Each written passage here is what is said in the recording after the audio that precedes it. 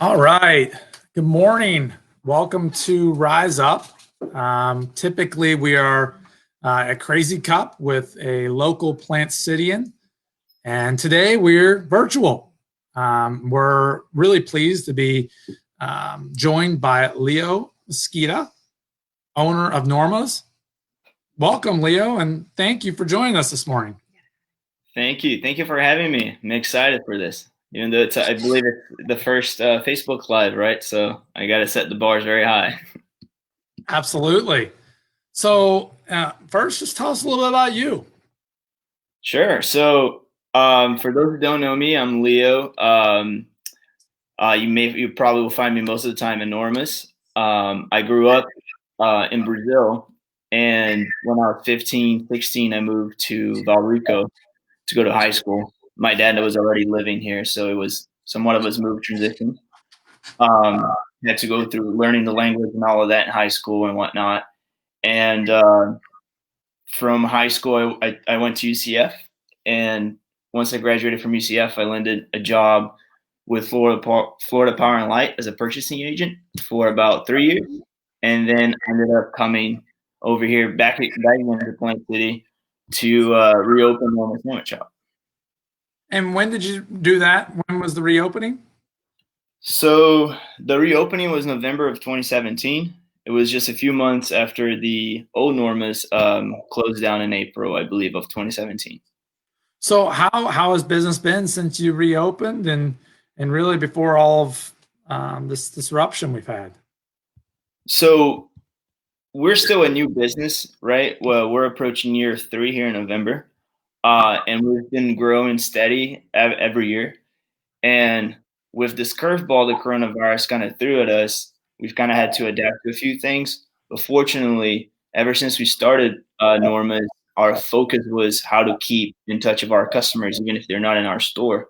So we've been always, collecting customer information like emails and making sure that our social media channels are targeting the right customers and having the online ordering platform since day one. So all of these things kind of helped us through coronavirus because just making sure we have that process and system in place was a little bit easier for us to reach out to our customers and let them know that we're still open and that we're still, serving the regular food items that we are and um, serving family-sized meals is something new that we added to our process that kind of turned out to be our Cuban sandwich at that time, really, because everybody was at home with kids and whatnot, and everybody was just relying on these meals that were super easy to heat up and serve.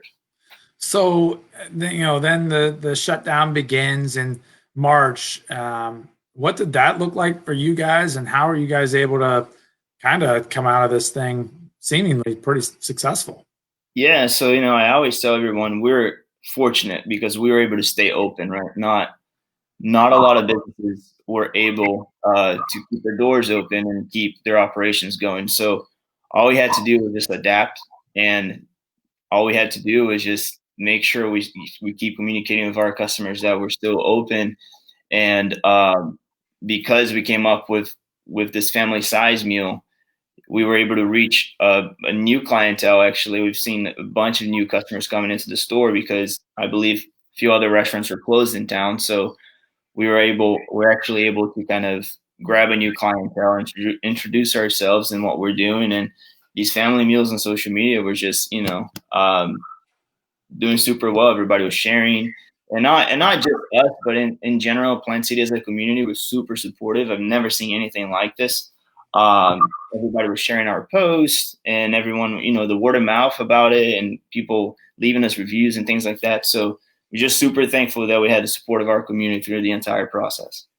So now we're in the position where we're opening restaurants and starting to get back to where we were pre-COVID, pre the shutdowns. What's that look like for you guys? So things are slowly going back to normal for us. I like to say that fortunately it was above normal during the coronavirus because we were just so busy, and we had to kind of adapt to a new process, right? Because we were serving something that we never served before, and we didn't have training in how to do that and how to handle the volume of orders coming in. And so things are now coming back to the normal for us, which was pre coronavirus, and it's just a matter of trying to understand our customers now, because some people are still a little bit careful, some people not as careful, and so it's just a matter of following the guidelines by the state and make sure that we can still adapt, slowly adapt with what they're making us do, from the 25% capacity to what now is 50% capacity, and hopefully soon back to full operation as normal.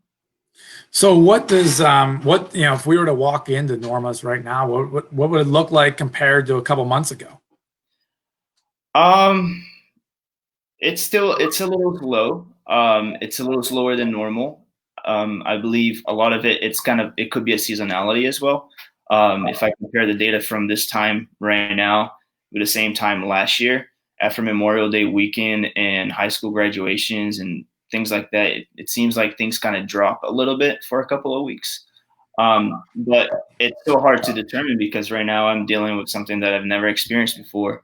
So it's definitely a little slow to start, but around, things kind of pick up later during the day around 2 or 3 o'clock, which is interesting. And I feel like just people they don't have their routine and their schedule yet. So that kind of makes things a little bit more challenging for them. Yeah. So how about as a whole, where do you see the restaurant industry in the next few months, 6 months, whether it be local or from a national perspective? Yeah, well, I see a big shift in online, right? Online order. I think a lot of the smaller restaurants didn't have that process in place, and they've been trying to, catch up to it. And a big shift into just communications in general. Before, I feel like a lot of restaurants were just busy based on volume and people coming in, and now they got to figure out a way to still communicate their menu, their specials, their message with their customers that are not coming in through the doors, but would rather just do takeout or pickup. So I see a big shift in that sense, where everything's kind of moving towards online ordering a little bit more, and then perhaps even more of these delivery companies like Uber Eats and Bite Squad. There might be better companies coming, or more helpful companies for restaurants coming in to the mix, because some of these companies take a large percentage of restaurant sales and whatnot. So I feel like there could be a big shift in that as well.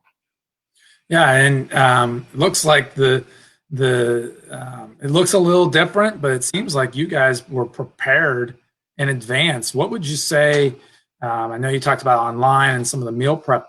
What would you say is the biggest contributing factor that allowed you guys to pivot, in pretty immediate time to sustain some success? So this kind of goes back to the support that I have as far as my team goes at Norma's, and my chef Andy. A lot of people may know him or see his face there every day.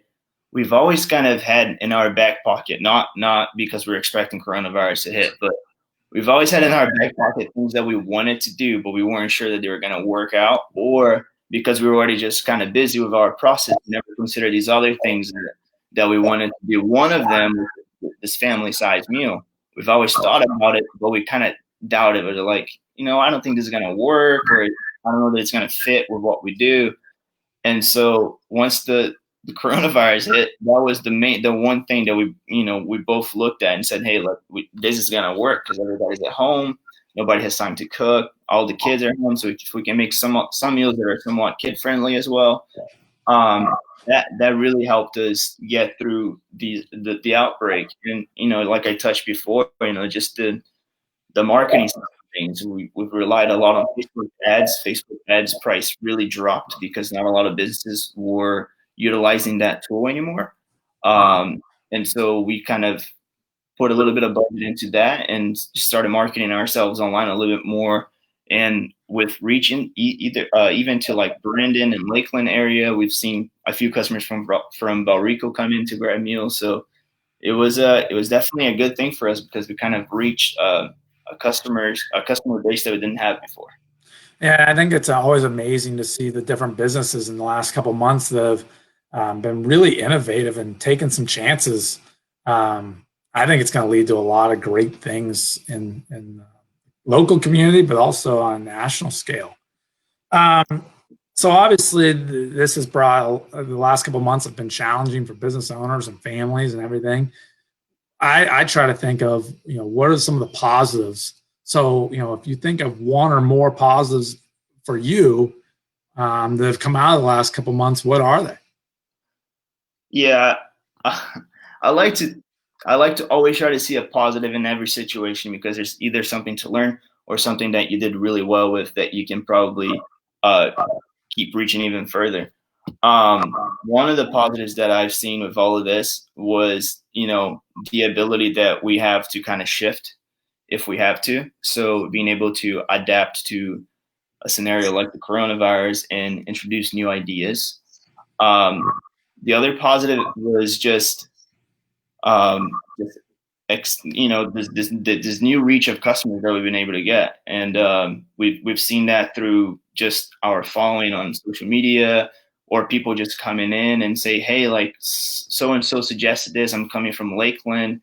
We're stopping by, and we wanted to come get these meals. Or even Zephyr Hills, we had some people from Zephyr Hills come in, and they came in 2-3 times a week, just because everything in Zephyr Hills was closed. So that's just a big positive to us, is just being able to, as a business, expand and kind of rely on what we're doing throughout that time to be able to reach new people. Yeah, I think I've noticed, whether it be at restaurants or other places, it seems like everybody's more appreciative, of businesses right now, and it's been pretty good to see.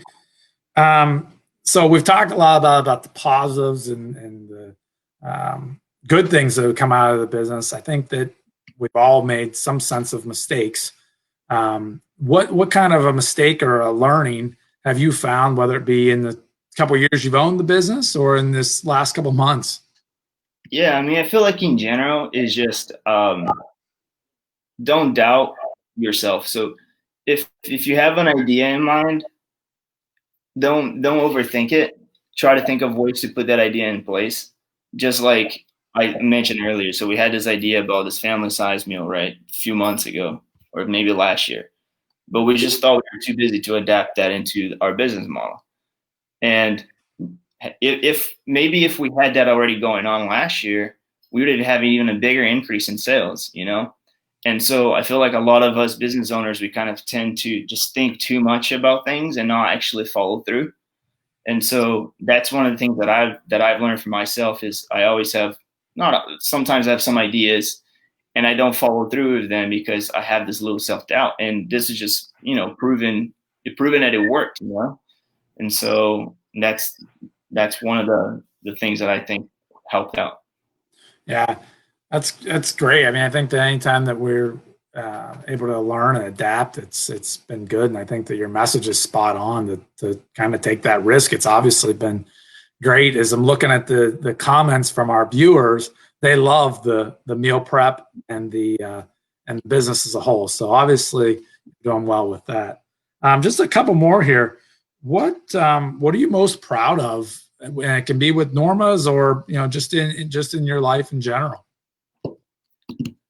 Well, I think I would say definitely being able to start Norma's. After graduating from college, I landed myself such a great, like a huge job. It's a Fortune 500 company, 200 at the time. And I felt like it was everything I've always wanted. I came from Brazil and I just want to make my parents proud. And I just wanted to like go through the steps and get to working in a big corporation because that's what they did. And that's what I thought being successful is like. So once I actually started working in that corporate environment, and I was doing well, I got promotions within 3 years. I was, promoted to a new rank or whatever other levels, and I was presenting to the CIO of the company every now and then. So I was doing very well, but that lifestyle just wasn't for me, and so I had to like realize how to make a shift to make, the life that I envisioned worth living. And so being able to make that transition out of the corporate world from a very stable job, living 5 minutes from the beach and all of that, to opening Norma's is one of the biggest accomplishments I think that I've been able to do, and be able to be successful with, which is obviously important. And then finally, what kind of advice or what piece of advice do you have for our audience that got up this morning with us to listen? Well, since this audience, I believe a lot of them either are business owners or want to be business owners, my advice is that if you have an idea, all you have to do is follow through with it. I feel like a lot of us, and I just talked about this, a lot of us will have crazy ideas sometimes, or we just have an idea that we think could work, but then just thinking about everything that has to be done just seems impossible, and we kind of give up on it. And so just if you're really committed and passionate about what you think could work, just create a plan, have a detailed strategy, and go with it and do it, because even if it doesn't work out, at least you don't have to feel that pressure years down the road where it's like, I wish I would have done it, or I should have tried it, So just don't doubt yourself, but try to prepare for it and have a good plan on how you're going to execute it. Yeah, I think that is great advice. Well, I really appreciate you taking the time with us this morning. I appreciate everybody that got up early this morning with Rise to learn a little bit about Leo and Norma's. And again, thank you for your time, and we'll see you at Norma's. If there's anything else you want to plug before we take off? Yes, meal prep is due today. So if you need to order your meal prep for next week, do it today before midnight. And thank you guys for having me. I really appreciate you guys and the support of Plant City in general. Absolutely. Have a great day, and thank you, everybody. Have a great day. See you guys.